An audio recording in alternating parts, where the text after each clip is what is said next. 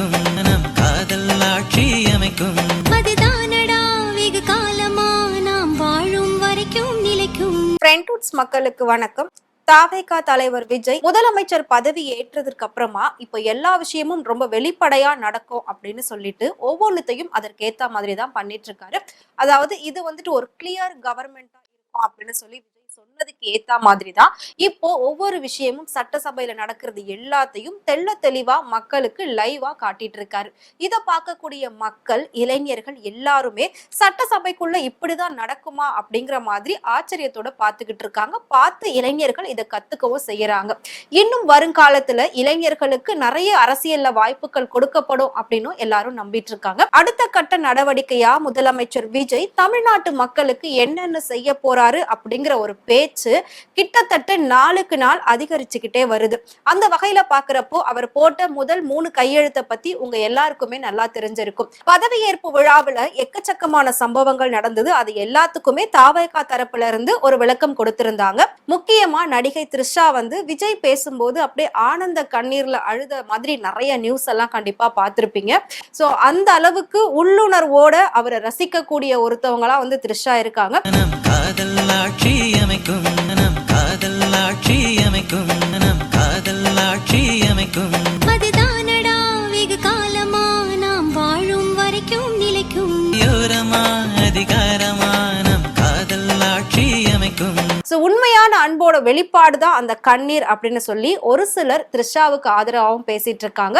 இன்னும் ஒரு சிலர் மனைவி உட்கார்ந்து அழ வேண்டிய இடத்துல இவங்க உட்கார்ந்து அழுதுட்டு இருக்காங்களே.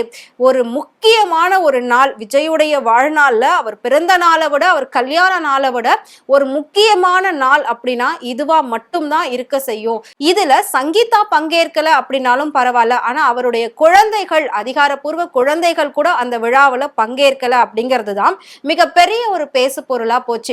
விழாவுக்கு பதவி ஏற்கிறதுக்கு வர்றதுக்கு முன்னாடி விஜய் தன்னுடைய அப்பா அம்மா கிட்ட போயிட்டு வீட்டுல ஆசீர்வாதம் வாங்கிட்டு வந்திருக்காரு. சோ பதவி ஏற்கிற விழாவுக்கு அவங்க அப்பா அம்மாவும் சேர்ந்து வந்திருக்காங்க. முக்கியமா முதலமைச்சர் பதவி ஏற்றதுக்கு அப்புறமா விழா முடிஞ்சு அவங்களுடைய அப்பா அம்மா வெளியில வரும்போது ரிப்போர்ட்டர்ஸ் எல்லாருமே ரொம்ப சவுண்டா, அதாவது ரொம்ப ஆக்ரோஷமா அவங்க அப்பா அம்மா கிட்ட கேள்விகள் கேட்கிறாங்க. எப்படி உங்களுக்கு இந்த சந்தோஷம் இருக்கு, எந்த அளவுக்கு இப்ப நீங்க சந்தோஷமா இருக்கீங்க, இதை பத்தி என்ன நினைக்கிறீங்க, உங்க மகன் பதவி ஏற்றிருக்காரு, ஒரு நாட்டினுடைய தலைவரா அவர் உட்கார்ந்துருக்காரு, சோ முக்கியமான ஒரு நாள் அவருடைய வாழ்நாள்ல, இதை பத்தி நீங்க என்ன நினைக்கிறீங்க அப்படின்னு சொல்லி அவங்க பேரண்ட்ஸ் கிட்ட ரொம்பவே ஃபோர்ஸா கேட்கிறாங்க. ஆனா அதுக்கு அவங்க பேரண்ட்ஸ் எதுவுமே வாயை திறந்து பேசாம அவ்வளோ அளவுக்கு அவங்க முகத்துல சோகமும் ஒரு ஏமாற்றமும் ஒரு வருத்தமும் இருந்ததை நம்மளால கண்டிப்பா பார்க்க முடிஞ்சது. சோ அதை அப்படியே சைலண்டா விடாம எல்லாருமே போயிட்டு அவங்க கிட்ட நீங்க சொல்லுங்க சொல்லுங்க, ஏன் இன்னும் பேசாம போறீங்க, இந்த நேரத்துல கூட நீங்க ஏன் பேச மாட்டீங்க, வாய் திறந்து பதில் சொல்லுங்க, வாய் திறந்து பதில் சொல்லுங்கன்னு சொல்லி ஒரு முதலமைச்சருடைய அம்மா அப்பாவை இவ்வளோ அளவுக்கு மிரட்டி கேள்வி கேட்டுட்டு இருக்காங்க. அவங்களோட அப்பா ஒரே வார்த்தை, ரொம்ப சந்தோஷமா இருக்கு அப்படின்றத வெறும் வார்த்தையால வாயால மட்டும்தான் சொல்லினது நம்மள எல்லாருமே பார்க்க முடிஞ்சது. இந்த சந்தோஷம் அப்படிங்கிறது அவங்களோட மனசுக்குள்ள எந்த அளவுக்கு இருக்கு அப்படின்றதே அவர் சொன்ன அந்த வார்த்தையில வெளிப்படையா தெரிஞ்சது. ஏதோ ஒரு வருத்தம் அவங்களுக்குள்ள மிகப்பெரிய அளவுல அங்க இருந்திருக்கு. அதாவது முக்கியமா மேடையில முதலமைச்சர் விஜய் எந்த ஒரு வார்த்தையும் அப்பா அம்மாவை பத்தி பேசவே இல்லை. அவங்க அப்பாவை பத்தி இதுக்கு முன்னாடி எல்லா இன்டர்வியூலும் பேசியிருப்பாரு. சோ இப்போ அவருடைய முக்கியமான நாள்ல அவங்க அப்பா அம்மா ரொம்ப சப்போர்ட்டிவா இருந்திருப்பாங்க. பட் அவங்களுக்காக ஒரு நன்றி கூட சொல்லல, அவங்களோட பேரை கூட உச்சரிக்கல அப்படின்ற ஒரு வருத்தம் அவங்களுக்குள்ள இருக்கிறதாமே பேசப்பட்டுகிட்டு இருக்கு. இன்னொரு பக்கம் அவருடைய மனைவி, குழந்தைகள் யாருமே இங்க இல்ல, சோ நாங்களும் இங்க இல்ல அப்படின்னா அது இன்னும் பெரிய அளவுல பேசு பொருளா ஆகும்ன்றதை தவிர்க்கிறதுக்காக மட்டும்தான் அவங்க அப்பா அம்மா அங்க வந்த மாதிரி இருந்ததே தவிர உண்மையான ஒரு சந்தோஷத்தோட, உண்மையான ஒரு ஆனந்த கண்ணீரோட அவங்க யாருமே அங்க இல்ல, வெளியேறல அப்படின்றதுதான் நிதர்சனமான உண்மையா இருக்கு. இந்த நிலையில நடிகை த்ரிஷாவுடைய என்ட்ரியை பயங்கரமா போக்கஸ் பண்ணி எடுத்திருந்தாங்க. பட் அவங்கள பாக்குறப்போ எல்லாருக்குமே என்ன ஒரு விஷயம் தோணுச்சு அப்படின்னா, அப்படியே அரசியல்வாதிக்கு ஏத்த மாதிரியே வந்திருக்காங்களே, 10 பொருத்தமும் சரியா இருக்கு அப்படிங்கிற மாதிரி தான் எல்லாருமே பேசியிருந்தாங்க. அதாவது இதுக்கு முன்னாடி எப்படி எம்ஜிஆருக்கு ஜெயலலிதா துணையா இருந்தாங்களோ, எந்த அளவுக்கு எல்லா விஷயத்திலும் சப்போர்ட் சப்போர்ட்டா இருந்தாங்களோ அதே மாதிரியான ஒரு விஷயம் தான் இப்போ உருவாகிக்கிட்டு இருக்கு. எப்பவுமே நம்மளோட டாக் ஆஃப் டோனா வந்துட்டு அதிமுக பத்தி பேசுறோம் அப்படின்னா அது எம்ஜிஆர் ஜெயலலிதா அவர்களுடைய அந்த ஒரு வளர்ச்சி, அவர்களுடைய ஒரு நட்பு உறவு, இதை பத்தி தான் நம்ம எப்பவுமே அதிகமா பேசுவோம். எந்த அளவுக்கு அவங்க வந்து இந்த கட்சியை கொண்டு வந்தாங்க கூடவே இருந்து அப்படின்றத நம்ம பேசியிருப்போம். இப்போ அதே மாதிரியான ஒரு சுச்சுவேஷன் உருவாகி இருக்கு. பட் இன்னும் பாத்தீங்கன்னா வெளிப்படையா, அதாவது அபிஷியலா மட்டும்தான் அவங்க வந்து அரசியலுக்குள்ள நுழையிலே தவிர மத்தபடி உள்நோக்கமா, அதாவது இன்டைரக்டான எல்லா விஷயமும் நடந்துகிட்டு இருக்கிறதா தான் தகவல் வந்துகிட்டு இருக்கு. முதலமைச்சர் விஜய் அவர்கள் பாத்தீங்கன்னா 2 தொகுதியில நின்று 2த்திலுமே அபார வெற்றி பெற்றாங்க. பட் இப்போ வந்து ஒரு தொகுதியை ராஜினாமா பண்ணணும், அதுல த்ரிஷாவை நிக்க வைக்க போறதாவும் நிறைய பேர் வந்து பேசிட்டு இருந்தாங்க. ஆனா அதுவும் உண்மை இல்லை அப்படின்ற மாதிரி தான் நியூஸ் வந்திருக்கு. ஏன்னா எம்எல்ஏ பதவின்றது சின்ன பதவி, அதை போய் அவர் கொடுப்பாரா? மகளிர் அணி தலைவியா போடுறதுக்கான வாய்ப்பு இருக்கு அப்படின்னு சொல்லப்படுது. பதவியேற்பு அன்னைக்கு நடிகை த்ரிஷா ஒரு நடிகையா வராம ஒரு அரசியல்வாதிக்கு துணைவியா இருந்தா எப்படி இருப்பாங்களோ, எந்த மாதிரி ஒரு காஸ்டியூம்ல வருவாங்களோ அந்த மாதிரி காஸ்டியூம்ல தான் அவங்க வந்திருந்தாங்க. அவங்களோட என்ட்ரிய பார்த்து எல்லாருமே வந்து அப்படியே மிரண்டு போனாங்க. சோ அவங்க வந்து ஒரு பெரிய அரசியல்ல இருக்கக்கூடிய ஒரு மகளிர் மாதிரி எல்லாருக்கும் வந்து கையை உயர்த்தி பாய் சொல்றது, இந்த மாதிரி விஷயங்கள்லாம் பண்ணிட்டு இருந்தாங்க. சோ இவங்களை வரும் கால இளம் தலைவி அப்படின்ற மாதிரி கூட நிறைய யங்ஸ்டர்ஸ் எல்லாம் வந்து பட்டங்கள் கொடுத்துட்டு இருக்காங்க. பட் என்ன இப்போ ஒரு முக்கியமான விஷயம் நடந்திருக்கு அப்படின்னா, முழுக்க முழுக்க நம்ம எல்லாருமே வந்து பேசியிருப்போம் இதை பத்தி. த்ரிஷா அண்ட் விஜய் இந்த கான்ட்ரவர்சி போகாத நாளே இல்ல, பேசாத நாளே இல்ல, அந்த அளவுக்கு வந்தது. இப்போ விஜய் அவர்கள் முதலமைச்சரா பதவி ஏற்றுட்டாரு. இந்த நிலையில த்ரிஷா வந்து அவருக்கு ரொம்பவே உறுதுணையா இருக்கணும் அப்படின்னு சொல்லி விஜய்க்கு ஒரு சில அறிவுரைகளையும் சொல்லியிருக்காங்க. அதாவது கட்சிகள்ல நடக்கக்கூடிய எல்லா வேலைகளையும் நீங்க பாத்துக்கோங்க, உங்களுக்கு வெளியில இருந்து என்னென்ன ஹெல்ப் வேணுமோ அது எல்லாத்தையும் நான் பண்றேன் அப்படின்ற மாதிரி நிறைய விஷயங்கள் வந்து அட்வைஸா கொடுத்திருக்காங்க. அது மட்டும் இல்லாம விஜய் வந்து அவங்க அப்பா அம்மாவுக்குமே ஒரு எச்சரிக்கை கொடுத்திருக்காரு. அதாவது என்ன கேட்காம வெளியில என்னோட பெர்மிஷன் இல்லாம நீங்க எந்த ஒரு இன்டர்வியூவோ இல்ல எந்த ஒரு நிகழ்ச்சியிலோ வந்து கலந்துக்க கூடாது, பேசக்கூடாது, என்ன பத்தியோ இல்லாட்டி அரசியல் பத்தியோ நீங்க எதுவுமே வெளியில பேசக்கூடாது அப்படிங்கிற மாதிரி ஒரு எச்சரிக்கையும் கொடுத்திருக்காரு. நடிகை த்ரிஷாவும் பாத்தீங்கன்னா நிறைய விஷயங்கள் விஜய்க்கு அட்வைஸ் பண்ணிருக்காங்க. நீங்க எப்படியெல்லாம் வந்து ஆட்சி பண்ணணும், நீங்க என்ன மாதிரியான ட்ரெஸ்ஸிங்ஸ் பண்ணணும் அப்படின்றத கூட த்ரிஷா தான் மாத்திருக்காங்க. எல்லாத்தையும் நீங்க மாத்துங்க. தமிழ்நாட்டுல இது வரைக்கும் 75 வருஷமா என்ன நடந்துட்டு இருந்ததோ அது எல்லாத்தையும் நீங்க இந்த 5 வருஷத்துல மாத்துங்க அப்படின்ற மாதிரி எல்லாம் சொல்லியிருக்கிறதாவே தகவல் வந்திருக்கு. சோ ஃப்ரெண்ட் அப்படின்னாலே கண்டிப்பா நல்லது கெட்டது அப்படின்னு சொல்லி எல்லாத்துலயுமே அட்வைஸ் கொடுக்கதானே செய்வாங்க. அதனால த்ரிஷா வந்து நிறைய அட்வைஸ் விஜய்க்கு கொடுத்துட்டு இருக்காங்க. அவரும் வந்து யார் பேச்சையும் கேட்கவே மாட்டாரு, ஆனா த்ரிஷா பேச்சை வந்து தவறாம கேட்பாரு அப்படின்றதுமே நம்ம எல்லாருக்குமே தெரியும். சோ அது நல்லதா இருந்தாலும் சரி, எதுவா இருந்தாலும் சரி, கண்டிப்பா அவர் வந்து யோசிச்சு அதை செய்யதான் போறாரு.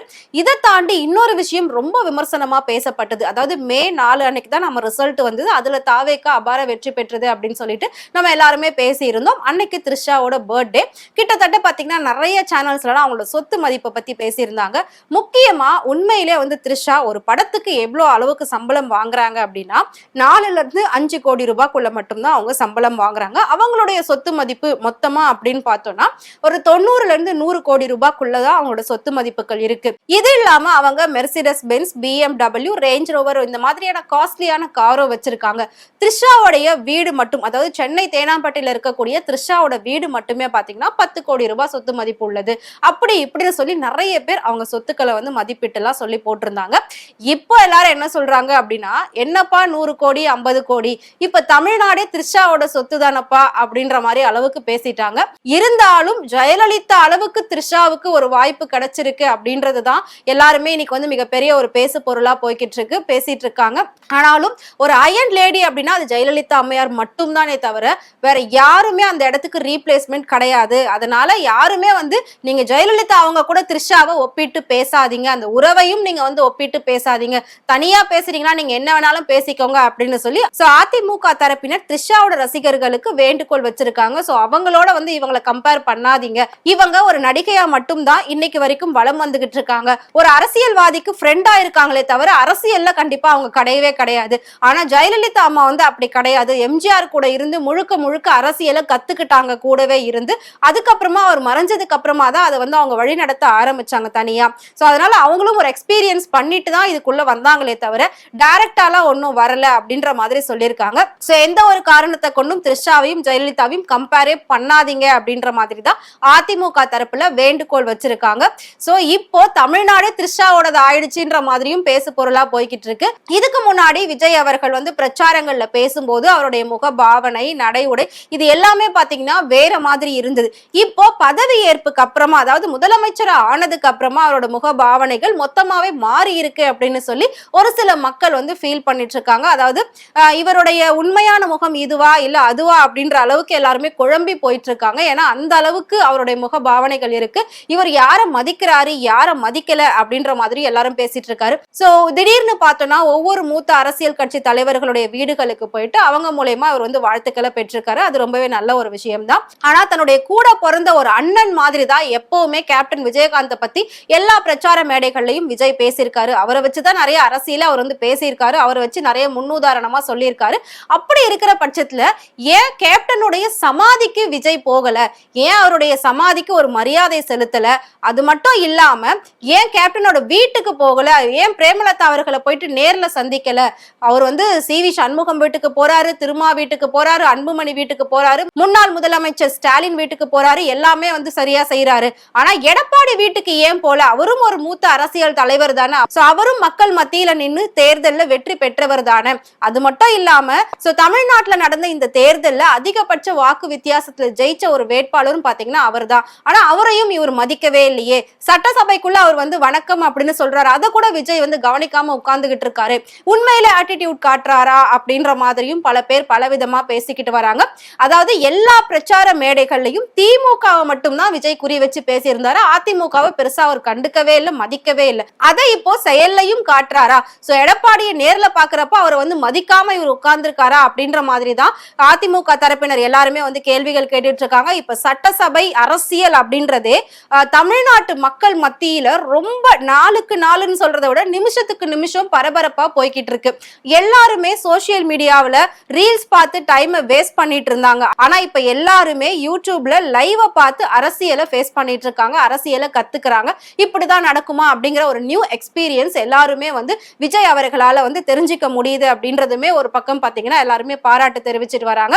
இதுக்கு நடுவுல தாவேகாவை பத்தி எல்லாருமே தற்கூரிகள், அணில் குஞ்சுகள் அப்படின்லாம் சொல்லியிருந்தாங்க. ஆனா இப்ப தாவேகா வேட்பாளர்களுடைய பட்டியலை பாக்குறப்போ இதுல எவ்வளவு டாக்டர்ஸ் இருக்காங்க, எவ்வளவு எஜுகேட்டட் இருக்காங்க, எத்தனை பேர் வந்து இதுல ஒவ்வொரு பட்டம் வாங்கியிருக்காங்க, எத்தனை பேர் எத்தனை டிபார்ட்மெண்ட்ல ஒரு ஹையஸ்ட் பொசிஷன்ல இருக்காங்க அப்படின்றதுமே வந்து வெளியிட்டு இருக்காங்க.